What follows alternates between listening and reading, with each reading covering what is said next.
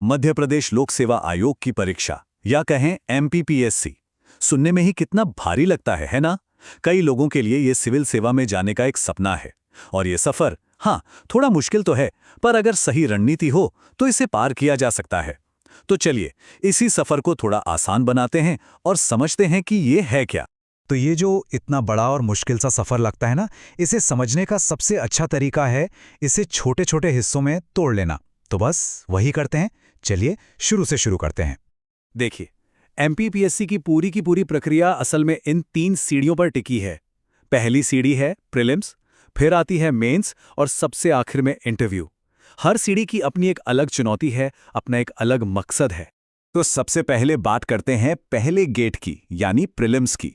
अब यहां एक बात गांठ बांध लेनी है, ये जो पहला स्टेज है ना, ये फाइनल सिलेक्शन के लिए है ही नहीं। इसका असली काम तो बस ये है कि जो सीरियस लोग हैं, जो वाकई काबिल उम्मीदवार हैं, उन्हें चुनकर मेन मुकाबले के लिए आगे भेजा जाए। बिल्कुल सही, ये एक स्क्रीनिंग प्रोसेस है, बस एक टिकट है मेन एग्जाम का। तो इसका मतलब क्या हुआ? मतलब ये कि प्रीलिम्स सिर्फ एक फिल्टर है। इसके मार्क्स आपकी फाइनल मेरिट लिस्ट में नहीं जुड़ेंगे। यहां बस इतना अच्छा करना है कि आप अगले राउंड के लिए क्वालिफाई कर जाएं, बस। अच्छा, प्रीलिम्स में भी 2 पेपर होते हैं और दोनों का रोल एकदम अलग है। पहला है पेपर 1, जनरल स्टडीज। यही है असली गेम। इसी के नंबर तय करेंगे कि कोई मेंस देगा या नहीं। फिर आता है पेपर 2, जिसे हम आमतौर पर सीसैट भी कहते हैं। ये सिर्फ क्वालिफाइंग है, मतलब इसमें आपको बस 40% मार्क्स लाने हैं और बात खत्म। इसका स्कोर मेरिट में कहीं नहीं जुड़ता। अब अगर पेपर 1 के सिलेबस पर एक नज़र डालें तो ये बहुत बहुत बड़ा है, पर एक चीज़ बिल्कुल साफ नज़र आती है। मध्य प्रदेश पर ज़बरदस्त फोकस, मतलब राज्य का इतिहास, उसका कल्चर, भूगोल, इकोनॉमी और हाँ, खासकर मध्य प्रदेश की जनजातियां, इन पर तो अलग से यूनिट्स दी गई हैं। तो ये तो साफ है कि यहाँ जिसने स्कोर कर लिया वो गेम में बहुत आगे निकल जाएगा। प्रीलिम्स का गेट पार करने के बाद अब असली रणक्षेत्र में एंट्री होती है। जी हाँ, मेंस एग्जाम। यहीं पर रैंक के लिए असली लड़ाई होती है। और यहां पहुंचते ही ना, खेल बिल्कुल पलट जाता है। प्रीलिम्स के वो टिक मार्क वाले सवाल अब पीछे छूट गए हैं।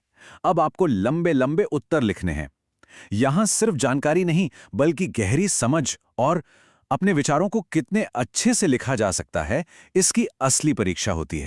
मेंस का जो पूरा ढांचा है उसे समझना बहुत ज़रूरी है। देखिए, इसमें टोटल 6 पेपर होते हैं। पहले 3 पेपर हैं जनरल स्टडीज़ के और हर एक पेपर पूरे 300 नंबर का। इसके बाद आता है चौथा पेपर एथिक्स का, जो 200 नंबर का है। और फिर आखिर में हिंदी और निबंध के 2 पेपर। इन सबको मिला दें तो बन जाते हैं पूरे 1500 अंक। अब जरा इन आंकड़ों को देखिए, ये अपने आप में पूरी कहानी कह रहे हैं। फाइनल सिलेक्शन में मेंस का वेटेज कितना है? कुल 1675 में से पूरे 1500 मार्क्स सिर्फ और सिर्फ मेंस के हैं। मतलब साफ है, रैंक क्या होगी ये लगभग यहीं तय हो जाता है। तो मेंस के बाद आता है आखिरी पड़ाव, इंटरव्यू। पर यह सिर्फ एक और एग्जाम नहीं है, ये ज्ञान की परीक्षा से कहीं ज्यादा व्यक्तित्व की परख है। ये देखा जाता है कि क्या कोई सिविल सेवक की भूमिका के लिए सही है या नहीं। फाइनल मेरिट लिस्ट में इंटरव्यू के लिए 175 अंक रखे गए हैं। सुनने में ये 1500 के सामने कम लग सकते हैं, पर यकीन मानिए ये 175 अंक रैंक को यहां से वहां कर सकते हैं, पूरा खेल पलट सकते हैं। तो इंटरव्यू में आखिर परखा क्या जाता है? देखिए, यहां सिर्फ किताबी ज्ञान काम नहीं आता। आत्मविश्वास देखा जाता है, किसी मुश्किल सिचुएशन में कैसे रिएक्ट करते हैं ये देखते हैं, और बातचीत करने का तरीका कैसा है ये सब परखा जाता है। असल में ये एक पर्सनैलिटी टेस्ट है। तो ठीक है, अब हम एग्जाम का पूरा स्ट्रक्चर समझ चुके हैं, लेकिन सबसे बड़ा सवाल तो अब आता है, इसकी तैयारी कैसे की जाए। चलिए अब बात करते हैं उस ब्लूप्रिंट की जो सफलता की तरफ ले जाता है।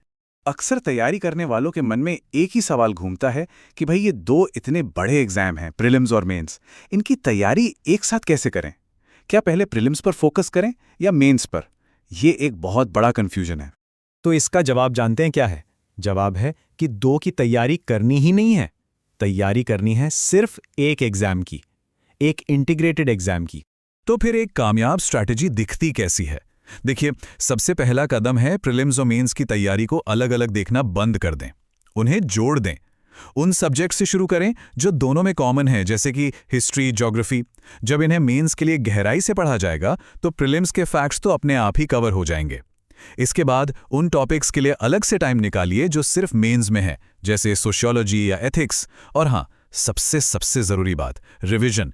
इससे कोई ऑप्शन मत समझिए, ये आदत होनी चाहिए, नॉन नेगोशिएबल। ब्रूस ली की ये बात यहाँ बिल्कुल फिट बैठती है। 10 अलग अलग किताबें एक एक बार पढ़ने से कहीं बेहतर है कि 2-3 अच्छी किताबों को बार बार पढ़ा जाए। सफलता का असली राज रिवीजन और प्रैक्टिस में ही है। तो आखिर में एक बात समझना बहुत जरूरी है, सिलेबस एक नक्शे की तरह है। ये आपको रास्ता तो दिखा सकता है, लेकिन उस रास्ते पर रोज चलना, वो तो अनुशासन और लगन पर निर्भर करता है। और सफलता बस इसी अनुशासन की मांग करती है।